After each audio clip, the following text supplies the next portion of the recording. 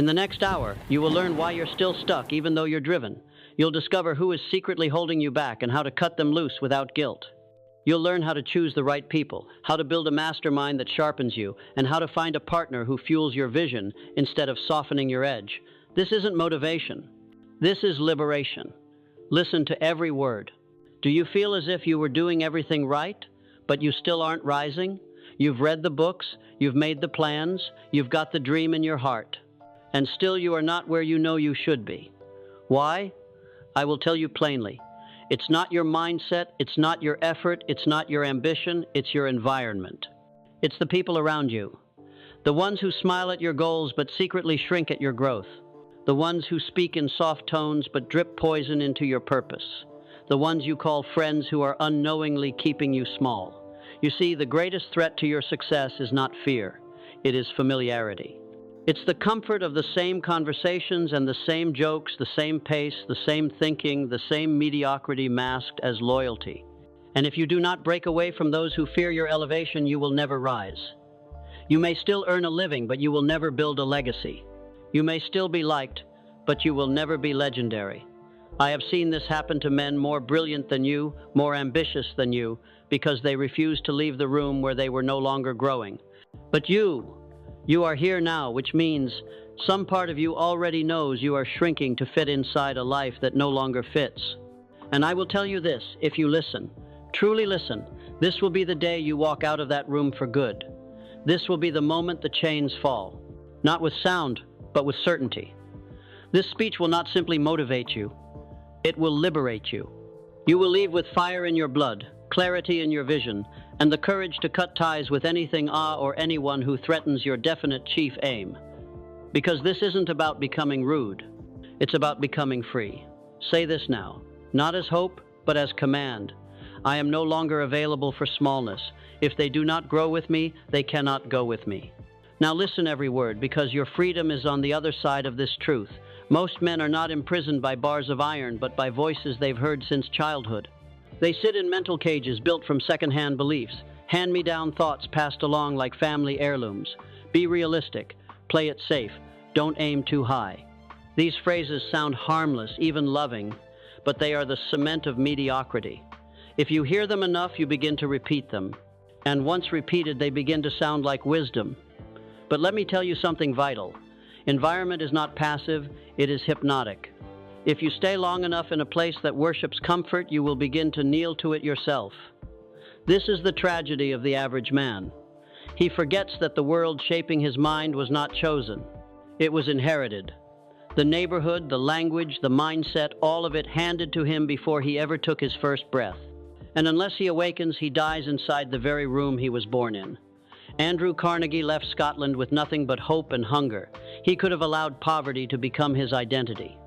But instead, he surrounded himself with men of vision, not men of pity. He understood this principle. Your origin is not your destiny, unless you allow it to be. I have met men with gold in their mind who never rose because they listened too long to those who had no desire to climb. They allowed the whispers of their environment to become the commands of their life. You've changed, they were told. And instead of responding, yes, I have, and I'm proud of it, they shrank back into the cage. Let me give you this warning. The voices of comfort will whisper until you forget the sound of courage, and if you do not interrupt them, they will become your own. So here is your daily check. What am I absorbing? Who is speaking into my mind, not just in person, but through the books, the voices, the tone of the room, because every man has a mastermind, whether intentional or accidental, and that mastermind is shaping his future. Write this down today. I am not who I was born to be. I am who I allow around me. Now ask, who am I allowing? Growth demands subtraction before it allows addition. Most men believe they must gather more strategies, more knowledge, more effort, but they forget the first law of elevation. You must lighten the load. And often the heaviest weight is not failure, not fear, but people. People who knew you before you dreamed. People who benefit from your delay. This truth is uncomfortable because it forces a choice. Do you value your future more than your familiar? Do you want freedom badly enough to walk away from those who expect your stagnation because you cannot hold hands with your past and still build your future? Disconnection is not cruelty. It is clarity. It is the realization that your energy is a limited resource and you must protect it like wealth. Every moment you spend explaining yourself to someone who has no intention of growing is a moment stolen from your mission. I have seen this destroy more destinies than failure ever has. The need to be understood by those who refuse to understand. The man who wants to evolve but still attends every gathering, answers every message, stays in every room, replies to every comment, all to prove he has not changed too much. Let me be clear. If you desire to change your life, you must change who has access to your energy, and that requires disconnection. Henry Ford understood this. He was mocked, ridiculed, even sued. His own peers called him a fool for refusing to build cars the traditional way. But Ford did not argue with them. He disconnected. He did not waste his mind trying to convert small thinkers. He built, and his building silenced the world. There is a difference between cutting people off in bitterness and cutting people loose in purpose. The former is emotional. The latter is strategic. Disconnection is not personal revenge. It is personal responsibility. Growth demands a new ecosystem. You cannot plant the seeds of greatness in soil that refuses to be watered. If the people around you do not challenge your excuses, question your stagnation, or hold you to a higher standard, they are not neutral. They are subtracting. You must recognize this. There is no neutral environment. Every room you enter, every circle you tolerate, every conversation you entertain either sharpens you or softens you, either pulls you forward or holds you back, either echoes your vision or mutes it. There is a reason most men stay average. It is not lack of desire. It is not lack of talent. It is because they are unwilling to pay the price of disconnection. You cannot transform while protecting the comfort of others. You cannot grow while pretending you have not. You cannot expand while staying in rooms that reward your old self. And if you refuse to disconnect from environments that sabotage your becoming, do not be surprised when your future does not arrive. Some of you reading this know exactly who you must walk away from. You have delayed it, justified it, prayed they would change. But let me tell you this. If a man does not see your value now, your vision will only threaten him later. The price of your future is often the people who refuse to evolve. You must decide, do you want to be liked by everyone, or do you want to become the man you were called to be? Because the man who is liked by everyone usually stands for nothing. He conforms, he bends. He avoids conflict. But the man who rises, the man who leads, he is willing to lose applause to build his path. Let me say this plainly. Your vision is not a community project. It does not require a vote. It does not require permission. It requires protection. If you stay too long in places that no longer fit your future, your subconscious will begin to believe you never really intended to change. Disconnection is not about creating enemies. It is about choosing alignment. And if someone is not aligned with your mission, your growth, your identity, you must limit their access, not from hatred, but from clarity. Every time you say yes to someone who drains you, you say no to the man you are becoming. This is the daily price of transformation, the willingness to prioritize your vision over validation, to walk alone for a season so you can walk in power for a lifetime, to disappoint others rather than betray yourself. There are conversations you must no longer have. There are threads you must stop replying to. There are group chats you must exit. There are tables you must stop sitting at. Let go of the group chat that chains you to yesterday. Your energy is sacred. Your time is gold.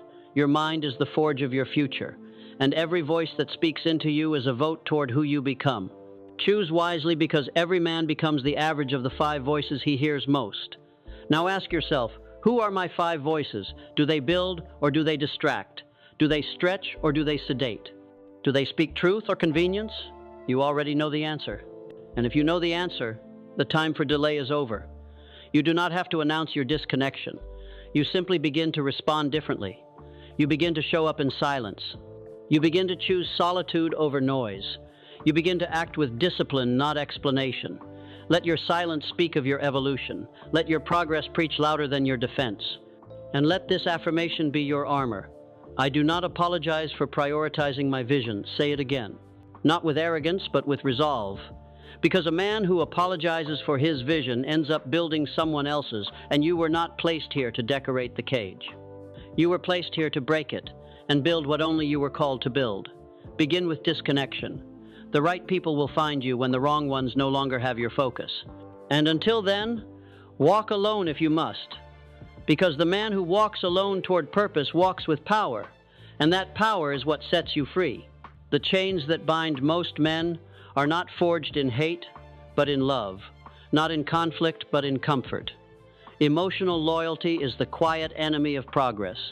It doesn't raise its voice. It doesn't strike with force. It simply whispers, "Don't leave them behind." And so the man stays.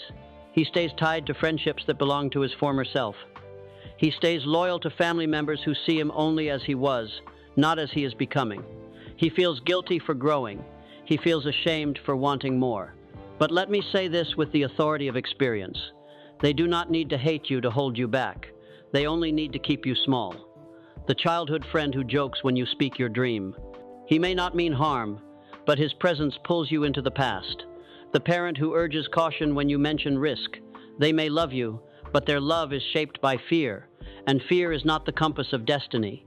If you were born to build, to lead, to create something that never existed before, then understand.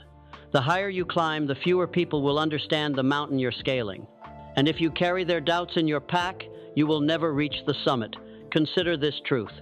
If you had no emotional obligation, no fear of hurting feelings, no guilt, no duty to the past, who would you still allow in your inner circle? This is not a question of love. It is a question of access. You can love someone and still deny them the power to direct your thoughts. You can honor your roots without allowing them to wrap around your ankles. Let us remember Theodore Roosevelt. He was not born in hardship. He came from wealth, from class, from a world that taught boys to be polite, refined, and obedient to social norms. But Roosevelt did not bow to that script.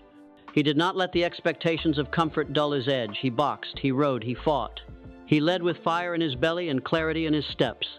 Had he obeyed the emotional pressure of those around him to act like a gentleman, to remain in his lane, to maintain the status quo, he would have died as a footnote.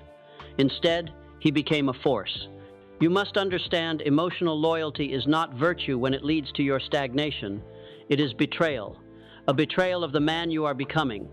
And if you do not confront this now, it will haunt every step of your evolution. You will sabotage opportunity to stay relatable. You will downplay success to keep the peace. You will dim your light just enough to keep from making others squint. But I ask you, at what cost? Every man must decide whether he wants approval or legacy, whether he wants to fit in or break through, whether he wants to be liked or become worthy of admiration. And if you find yourself hesitating, let this question guide you back. If I had no emotional obligation, who would I still keep around? Answer it with brutal honesty, then act accordingly, because your future cannot be built with the bricks of guilt. It must be built with courage, clarity, and command. And when the guilt rises, as it will, speak this aloud. I choose my future over familiarity. Repeat it until the old ties loosen, until your mind breathes freely again, until the voice of your vision is louder than the whisper of your past. Let go, not in anger, not in judgment, but in certainty. The next version of you deserves a circle that does not flinch when you rise, and if that means walking alone for a season, so be it. Because freedom is found not just in who you include, but in who you release. There exists a force, invisible yet unmistakably real, that separates the average man from the exceptional one. It is not luck, it is not schooling, it is not privilege, it is environment. Specifically, the mastermind environment. A mastermind is not merely a group. It is a magnetic field of purpose formed when two or more minds commit themselves to the same higher aim. It is the sharpening ground for greatness. The lone man, however disciplined, will eventually tire. He may have ambition, but without reinforcement, without accountability, without friction, he will dull over time. But place that man in a mastermind, a circle that demands elevation, that breathes progress, that calls out stagnation, and he becomes unrecognizable within a year. This is not theory, this is law. I observed it personally in the life of Andrew Carnegie. Carnegie was not the product of elite education. He was not handed wealth or title. He was born in poverty in a cramped cottage in Dunfermline, Scotland. But he made one decision that changed everything. He chose his circle deliberately. Carnegie aligned himself with giants. He gathered around him men like Charles M. Schwab, John D. Rockefeller, Thomas Edison, Harvey Firestone, men who had no tolerance for average, men whose presence alone forced expansion. Together they formed an invisible bond, a brotherhood of fire, where no one could remain unchanged. That is the essence of the mastermind, a deliberate alliance born not of comfort but of purpose. Let us break down its three essential elements. 1. Motive, the engine of the mastermind. No group can rise above the motive that binds it. Every truly great alliance begins with a single unbreakable force. Motive. It is the foundation upon which the entire mastermind must rest. Without a shared motive rooted in growth, progress, and the elevation of all involved, no amount of intelligence, no quantity of effort, and no frequency of meetings will yield anything but noise. The wrong motive is like quicksand. It will swallow your time, your spirit, and your destiny before you realize you've even been trapped. I have observed this law in the lives of the greatest men I have studied: Carnegie, Schwab, Ford, Rockefeller, Edison, and I have seen it violated in the lives of the masses who believe that friendship, sentiment, or shared history alone were enough to build something worthy of eternity. But greatness does not rise on the back of nostalgia. It rises on the back of intention. When I speak of motive, I do not refer to the surface-level reasons people give for gathering. Networking, support, or accountability are merely shells, unless animated by a deeper cause. The true mastermind is not built on catching up over coffee. It is forged in the fire of shared purpose. Let us examine why this is so, and why those without motive drift while those with it rise. Understand this: every man carries within him a frequency, a silent transmission of his truest desire. Some broadcast power, others broadcast pity, some broadcast ambition, others apathy. And when two men spend time together, these frequencies interact. They do not remain neutral. One begins to rise, or the other begins to fall. Now picture a group of 5. If even one of them harbors a motive of distraction or doubt or disguised jealousy, it will begin to infect the group's vibration like rot in a barrel of fruit. But if each of the 5 men enters with a motive of elevation, of growth, of creation, of mastery, then the resulting energy is not a simple addition. It is a geometric expansion. The minds begin to feed one another. Ideas spark, courage compounds, belief becomes contagious. This, my friend, is the power of harmonious intent. And it is impossible without a motive that is shared, clear, and uncompromising. Most men never experience the true mastermind, not because they lack intelligence, not because they lack opportunity, but because they settle for circles that feel safe rather than circles that demand evolution. They confuse comfort with connection. They gather in rooms where the main topic is sports, complaints, politics, or entertainment, where gossip is the rhythm, where no one asks, "What are you building?" where no one demands the truth, and so they drift slowly, softly, like a man falling asleep in the snow. They are with people, yes, but they are alone in their purpose. I have seen powerful minds shrivel in the wrong company, men of vision, men of brilliance, men who once dreamed of greatness, who now sit in silence as their so-called friends joke about how nobody ever gets ahead, or how this world just isn't fair. They do not argue, they nod, they smile, they blend in, and every time they do, they bury another piece of their identity. This is what happens when you join a circle without examining the motive. Let me now point your attention to Andrew Carnegie, the man whose life shaped my philosophy. He did not become the richest man in the world by accident, nor did he do so in isolation. He was a man of purpose, yes, but he was also a man of precision when it came to those he surrounded himself with. His personal mastermind included men like Charles M. Schwab, Henry Clay Frick, John D. Rockefeller, and Thomas Edison. He did not choose them for entertainment. He chose them because they were aligned in motive. Their mission was not just to build steel. It was to build the future, to create an industrial revolution that would outlive their names, to forge structures and systems that would shape the destiny of a nation. And because their motive was so clear, so sharp, so purposeful, they tolerated nothing less than excellence. Their meetings were not aimless chats. They were strategy sessions. They were not talking about others. They were talking about ideas, innovation, impact. They were not wasting time. They were buying immortality. Do you understand now the difference between socializing and masterminding? Another grave mistake many make is assuming that proximity equals alignment. It does not. Just because someone shares your goals on paper does not mean they share your motive. A man may say he wants to succeed, but if his underlying motive is comfort, his actions will sabotage your forward motion. He will suggest distractions. He will normalize mediocrity. He will offer rationalizations at the exact moment you require resolve. This is why the motive must be declared.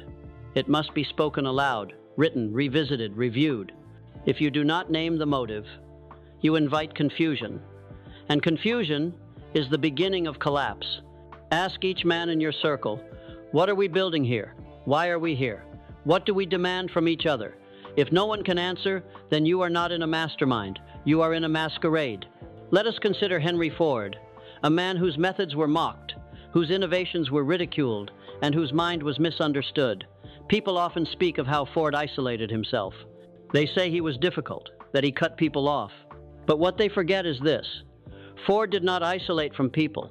He disconnected from misaligned motive. He was not interested in gossip. He was not intrigued by critics. He had no time for those who only wanted to socialize but not build. Ford surrounded himself only with those who shared his aim, his mechanics, his engineers, his visionaries. And yes, sometimes that meant being alone. But he preferred the silence of purpose to the noise of distraction. That is not arrogance. That is discipline. And it is a discipline every man must adopt if he seeks to rise. Even in well-formed groups, danger lurks. It is the danger of motive drift. When a group that began with fire slowly becomes a group that gathers only to remember when they used to burn. They meet, yes, but now it's for comfort. They talk, yes, but now it's about others. They once pushed each other, now they merely pacify each other. This is the slow death of the mastermind, and it happens when no one guards the motive. The motive must not only be declared once, it must be defended daily. The group must remind itself like a creed, like a battle cry. We are here to build. We are here to rise. We are here to stretch each other into something greater. And if even one man loses this, the others must correct it, or the entire alliance will weaken. So I ask you now, what is the motive of the men around you? Do they sharpen you or soften you? Do they challenge you or comfort you? Do they make you feel your potential or help you forget it? And most importantly, if you were not emotionally tied to them, would you still choose them? If the answer is no, then you are not in a mastermind. You are in a trap. A trap that looks like friendship and a trap that sounds like laughter, but a trap nonetheless. Now, write this down and do not simply write it, speak it daily. I do not apologize for prioritizing my vision. I choose alignment over nostalgia. I will not sacrifice destiny for comfort. Say it when your old friends call to just hang out. Say it when someone mocks your intensity. Say it when you must walk alone for a season to walk with giants in the future. Because you are not leaving people behind. You are simply choosing not to stay behind. In the end, everything you build, every inch of progress, every level of influence, every ounce of freedom will either be accelerated or obstructed by the motive of those around you. If you do not demand alignment, you invite entropy. If you do not inspect the foundation, the structure will fall. And if you do not define the motive, someone else will, usually to your detriment. So ask the questions, make the cuts, declare your standard, and never again walk into a room without knowing what it is built to create. Because if it creates nothing, then it is costing you everything. Now, let us turn to the flame at the center of every true mastermind. The one thing that separates the dreamers from the builders. Definiteness of purpose. Every man who dares to rise must possess it. Not wishful thinking, not vague ideas, not a loose ambition to be successful, but a definite chief aim, a clearly defined target, a burning obsession etched in his mind, spoken daily from his mouth, and carved into the actions of his day. This is not a luxury. It is not optional. It is the very oxygen of progress. A man without a definite chief aim is like a ship without a rudder. He may drift with great motion. He may endure many storms. He may even feel exhausted at the end of each day, but he will never reach land. And worst of all, he will convince himself that motion equals advancement. I have seen this error ruin more men than failure ever could. Now, here is what most never understand. When you bring two or more definite chief aims together in one alliance, you do not simply add strength. You create a furnace, a place where small thinking is incinerated, where plans collide and refine one another, where each man's intensity feeds the next, and where weakness cannot survive, because the temperature of conviction is simply too high. The mastermind at its highest form is not a social gathering.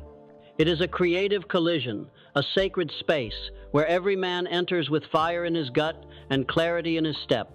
No drifting, no delay, just direction. Let me now show you what this looks like, not in theory, but in the life of a man who lived it. Do you remember what Carnegie said about power? He once declared, "I can summon to me any man with the knowledge I require." To many this sounds like arrogance, but let me tell you that was not ego. It was structure. That was the voice of a man who possessed such clarity of purpose, such definiteness in his aim that others wanted to be part of what he was building. They were drawn to his fire like steel to a magnet. That, my friend, is what happens when a man becomes clear. He becomes magnetic. He becomes a force. People don't just follow him. They organize themselves around him. Why? Because the subconscious mind craves clarity. And in a world full of men who wander, the one who walks with purpose becomes a lighthouse. And do you know how Carnegie found his greatest partners? He didn't recruit them by pleading. He didn't lure them with empty promises.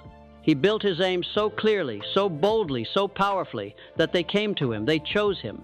Because every man of ambition wants to be part of something definite. This is why your goal must be bigger than your comfort. Because a weak goal repels strength. If your aim is half-formed, if you say things like, "I just want to be rich," or "I want to be successful," or "I'm figuring it out," then do not be surprised when no man of fire joins your circle. No builder joins a man who is still debating whether he wants to build. But define it, speak it, obsess over it. Say, "My aim is to build a company that changes how men think about wealth and discipline." Say, "I will generate a six-figure income through my skill within 12 months. Say, "I am building a mission that will outlive my name." Say anything, but say it with definition. Because when your aim is definite, your action becomes deliberate. And when your action is deliberate, your life becomes designed. The alliance of Ford and Edison was no accident. Let me now speak to the example of Henry Ford and Thomas Edison, two of the most powerful minds of their generation. But what bonded them was not mere admiration. It was alignment of purpose. Ford did not simply want to build a car. He wanted to democratize mobility, to give every man the power to travel, to trade, to grow. And Edison, who sought to light every city and electrify every home, understood that vision. So when these men connected, it was not small talk, it was mission talk. Can you imagine the conversations that passed between them? Not "what are you watching lately," but "what will we change next?" Not "what did they say about us," but "what will we build that makes them talk?" That is what happens when definite minds align. And I urge you now, study your own circle. Are you in conversations of clarity, or are you in conversations of confusion? Here is the danger of indefinite ambition. It sounds noble. It feels exciting, but it deceives the mind. It makes you believe you're building while you're really just brainstorming. I once met a man who had more notebooks than Carnegie had steel plants. Dozens of ideas, hundreds of schemes, but not a single definite goal. He mistook thinking for doing, and he mistook activity for achievement. He spent his life circling, always near motion, never near completion. Do not let that be you. Choose now. Decide. And when you do, declare it. Write it on your wall. Speak it in the morning. Let it infect your subconscious. And once it's clear in you, it will become clear to the world. Your definite chief aim is your filter. Everything that enters your life must pass through it.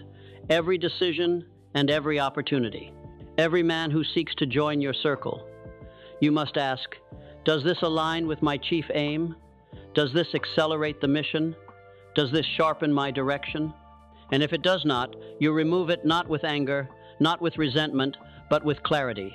Because a man who holds his future loosely loses it, but the man who holds it with precision commands it. Let me leave you with this. There are thousands of intelligent men who never rise, thousands of skilled men who remain stuck. But the ones who move nations, who build empires, who leave echoes in history, they are not the smartest, they are not the strongest, they are simply the clearest. So I ask you now, what is your definite chief aim? Write it, speak it, declare it with the force of a man who no longer tolerates drifting. Because your circle cannot align with you if you are still out of alignment. And your mastermind will never elevate you if you don't know what you're trying to rise into. Now let us speak of the gatekeepers. If you are to form a mastermind worthy of your vision, one that sharpens your thoughts, refines your standards, and multiplies your results, then you must treat the process of selection with the seriousness of war. Because a single wrong man can undo the work of 5 right ones. A single weak link in the chain can fracture the entire foundation. And if you're not careful, your inner circle becomes your outer limit. Most men form friendships by default.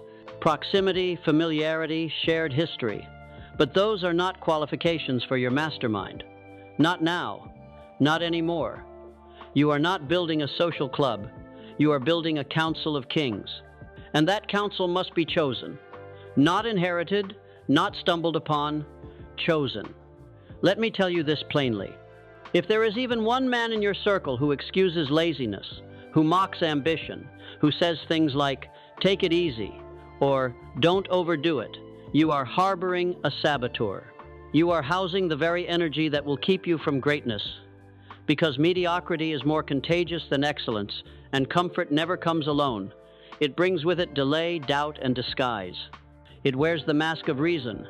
It whispers in soft tones, but its goal is always the same: to dissolve your edge. And the man who lets it speak will forget how to hear truth. So who must you invite into your mastermind? Men of steel, men of structure, men who have slain their own comfort so they can sharpen yours. You are not looking for cheerleaders. You are looking for blacksmiths, the kind of men who are not impressed by your potential because they know what it takes to fulfill it. Men who do not flatter, but forge. Men who will say to your face, "That's not good enough. You're drifting. You said you wanted to build, so why are you hiding again?" That voice, though it may sting, will save your destiny. Do not seek the voices that soothe you in weakness. Seek the voices that summon you in fire. Because every man will drift at times. Every man will second guess us. Every man will feel the gravity of the old self pulling him back into safety. But the man who surrounds himself with fire breathers will be pulled forward instead. Not with force, but with expectation. The expectation that you are better than your delay, that you are too gifted to remain average, that you were born for more and must act like it. I have seen it with my own eyes. I have walked among giants. Carnegie, Ford, Edison, Schwab, each of them knew this principle intuitively. You do not build an empire surrounded by men who fear bricks. You do not conquer industries with companions who whisper, "It's too much." When Andrew Carnegie selected Charles Schwab, he did not choose him for politeness. He chose him for performance. Schwab had fire. He had initiative. He did not wait to be told what to do. He anticipated. He acted. He produced. And Carnegie saw in him not just ability, but alignment. That is what you must seek. Not just ability, but alignment. Not just ambition, but standards. Not just a man who talks about growth, but one who demands it from himself and from you. These are the men who belong in your mastermind. And here is a test you can apply immediately. Ask yourself this question: what conversations am I having most often with my circle? If they are not about building, they are about drifting. If they are not about future, they are about distraction. If your circle debates mediocrity, delays excellence, and celebrates stagnation masked as balance, then you are not in a mastermind. You are in a holding cell. You cannot rise with those who are content to remain grounded, because growth demands confrontation, evolution demands discomfort, and if your allies are afraid to offend you, then they are not your allies. They are your audience. And you, my friend, do not need an audience. You need generals. Let me speak directly to you now. You must become ruthless in this pursuit. Yes, ruthless. That does not mean cruel. That does not mean arrogant. It means clear. Because when your destiny is on the line, there is no room for apology. You are not here to carry the emotional weight of men who refuse to carry their own dreams. You are not here to make everyone feel comfortable while you silently shrink. You are here to become, to build, to elevate, and to bring others with you only if they're willing to rise. And if they are not, you leave them behind with honor. But you do leave because you are not called to remain loyal to your past. You are called to obey your vision. Now we arrive at one of the most delicate and yet most powerful forms of the mastermind, the relationship between man and woman. I must speak to you with directness and without apology, for this truth has built empires and destroyed them alike. The union between a man and a woman is not merely a romance, it is a fusion of energies. It is a daily alliance of influence, repetition, and belief. And whether you realize it or not, this alliance is shaping the man you are becoming every single day. You may not call it a mastermind. You may call it love, marriage, partnership, companionship, but call it what you will. If you are sharing your thoughts, your spirit, and your space with a woman, then you are entering into one of the most consistent and influential forms of subconscious programming that exists. Every morning when you rise, her voice is there. Every decision you make, her opinion, whether spoken or not, hangs in the air like incense. Every doubt you carry, every fire you feed, she is either pouring water on it or fanning the flame. A woman can build or break a man, not by force but by frequency, not by domination but by repetition. If the woman you share your life with constantly speaks of caution, of fear, of what is too much or too bold, then you will find your thoughts weakening without even noticing. You will become the man she fears you might become, not because she wills it, but because her voice has become the echo in your subconscious. You will shrink not from her criticism, but from her energy. And over time, your boldness will rot from within. Your desire to lead, to rise, to dominate your own domain. It will decay and you will call it balance. You will say, I have a family now, or I have responsibilities. But the truth will be far more dangerous. You became soft in the name of peace. But the opposite is also true. A woman with a warrior's belief can make a man unstoppable if her voice reminds you of who you truly are. If she does not tremble when you speak of vision, if she refuses to let you settle into your comfort, even when the world tells you you've done enough, then she becomes the most potent form of the mastermind. Her belief enters your bloodstream. Her fire becomes your own. She becomes not just your wife, your lover, or your partner. She becomes part of your counsel, part of your purpose, and her presence elevates every step you take. Let me speak plainly now as I did in the days of steel and sweat. You must choose your partner with the same level of deliberateness as you choose your goals. You must not marry comfort. You must not settle for beauty without belief. You must not confuse ease with alignment, because ease will not forge you. Beauty will not hold you together when your vision shakes. But belief, shared, fierce, unquestionable belief, will keep you climbing even when you wish to stop. Charles M. Schwab did not rise because he worked alone. Behind the steel, behind the sweat, behind the commanding voice in the boardroom was the soft but firm presence of his wife. History does not speak of her often, but I assure you, she spoke of history to him. She reminded him daily of his standard. She refused to let him collapse into fatigue. She stood beside him not as a shadow, but as a mirror. And she did not merely reflect who he was, she reflected who he was becoming. This is what the right woman does. She holds up the mirror not of your past, but of your potential. She does not merely comfort your pain. She calls you to your power. She reminds you when the world forgets that you were born not for comfort, but for conquest. And if she is truly part of your mastermind, then she will demand your growth, not just accept it. Now ask yourself with ruthless honesty, who has the most consistent access to your thoughts? Who do you confide in when you doubt yourself? Who do you turn to when the pressure grows heavy? And what do they do with that privilege? Do they challenge your low moments, or do they make them feel justified? Do they shake you back to your standards? Or do they say, it's okay, just rest, don't push so hard? That voice may come from love, but it can still lead you to ruin. Many a man has died spiritually with a full belly and a soft voice beside him, whispering that he's done enough, and many others have risen from the ashes of failure because one woman refused to let them stay down. You must inspect your circle, but you must inspect your partner most of all, for she is not merely a presence in your day, she is a frequency in your mind. And that frequency, be it fear or faith, will compound more rapidly than you can calculate. Let me tell you something most men won't admit. We all desire to be believed in, not just admired, not just respected, but believed in. And the belief of a woman cuts deeper than that of any friend, mentor, or audience, because it speaks not only to our power, but to our identity. When a woman says, I see it in you, something awakens. And when she says, I don't think this is smart, something shrinks. Not because she is stronger, but because her voice is closer. This is why the wrong relationship does more damage than any enemy. The wrong woman does not have to criticize you to destroy your future. She only needs to doubt your aim, question your clarity, or praise your safety. And without realizing it, you will begin to obey the comfort of her expectations rather than the command of your calling.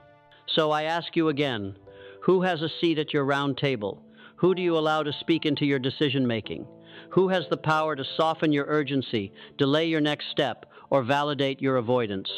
And does that person build your future or reinforce your past?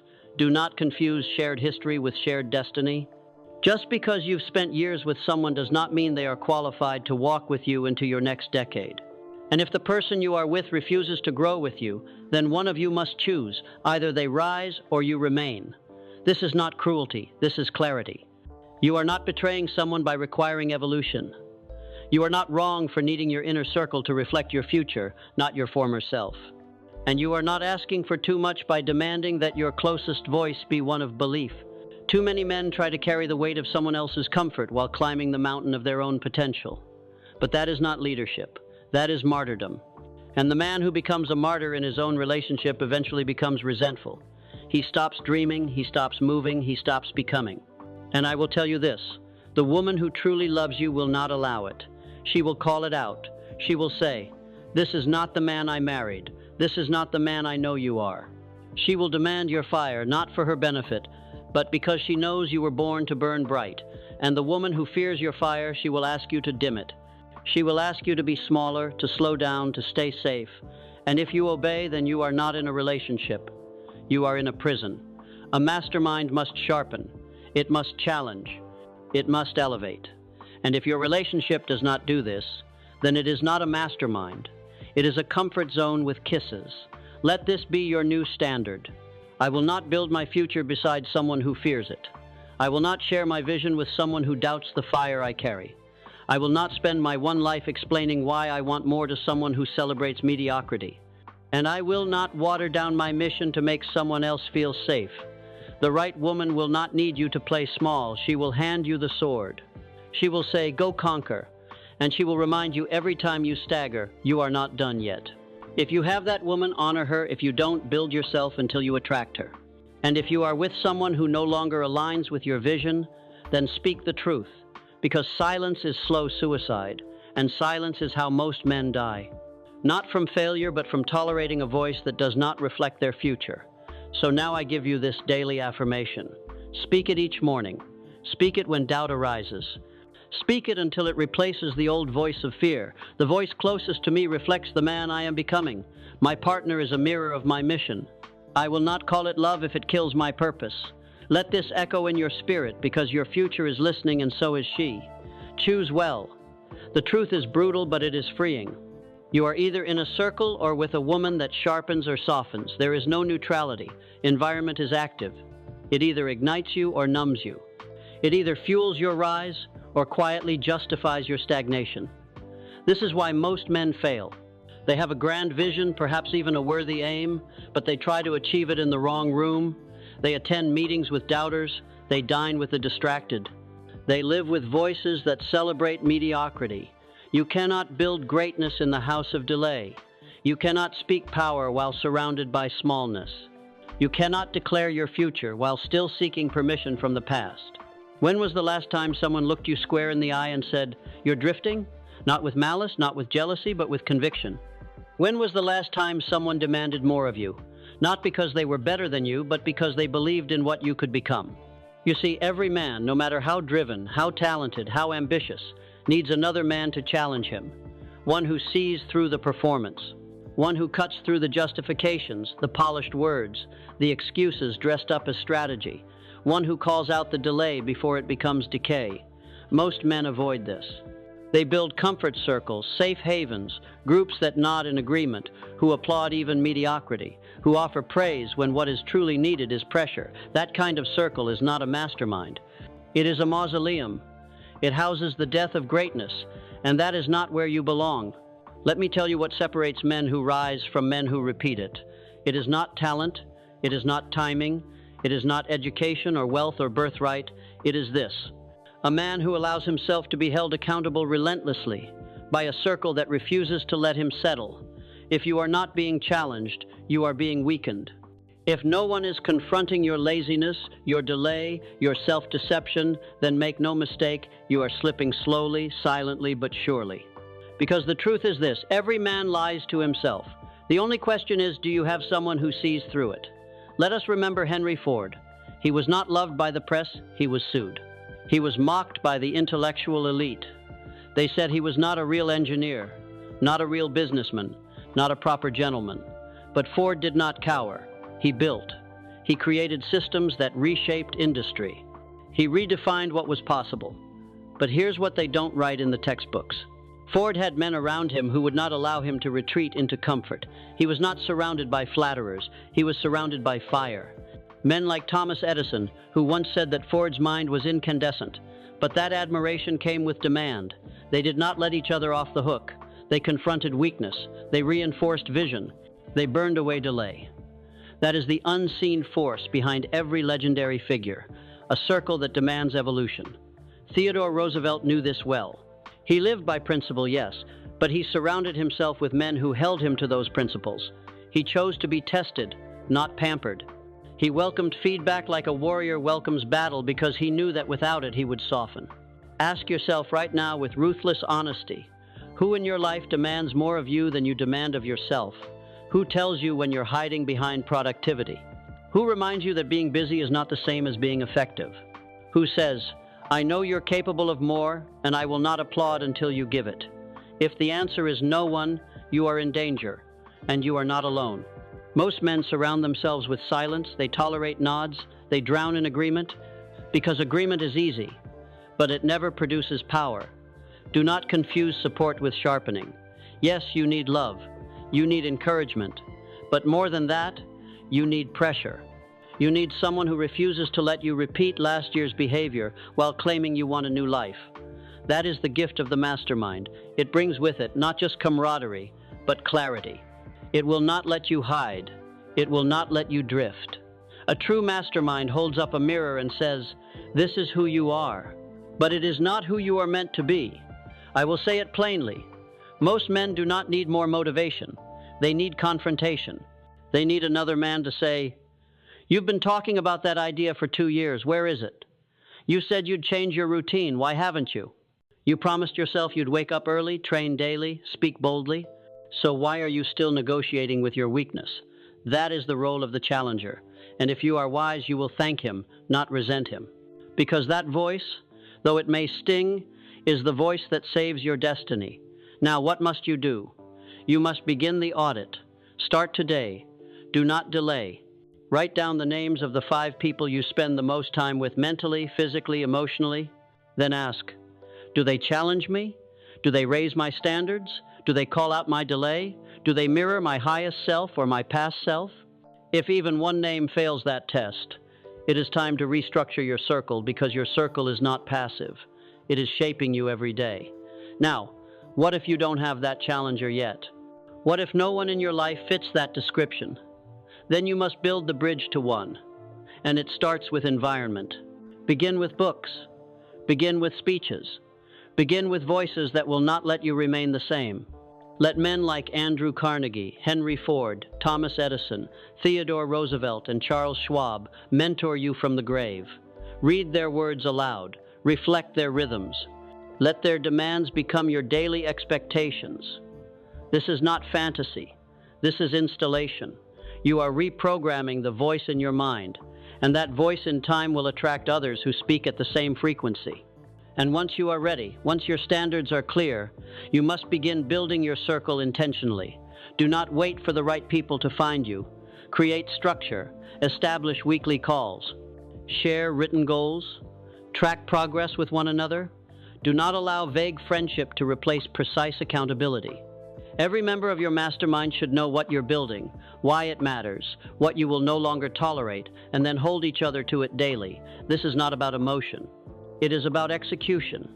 Because listen to me now, you will not drift into greatness. You will not accidentally fulfill your purpose. And you will not become powerful while surrounded by those who accept your powerlessness. You must design your environment to reflect your future, and that includes your circle. Your inner council must become sacred. You do not allow any man to speak into your life unless his presence demands your elevation, not because of status, but because of standards. Let me offer you this affirmation, and do not recite it passively. Stand up, breathe deeply, look into your own eyes if you must. Say it with the force of someone declaring their future. My circle is a mirror of my standards. I choose to be sharpened, not softened. Again, my circle is a mirror of my standards. I choose to be sharpened, not softened. Say it until it feels like loss. Say it until weakness feels foreign. Say it until you no longer tolerate voices that praise your delay. Now, before we move forward, let us seal this with a decision. Not someday, not when life feels convenient. Now, decide. I will no longer hide behind approval.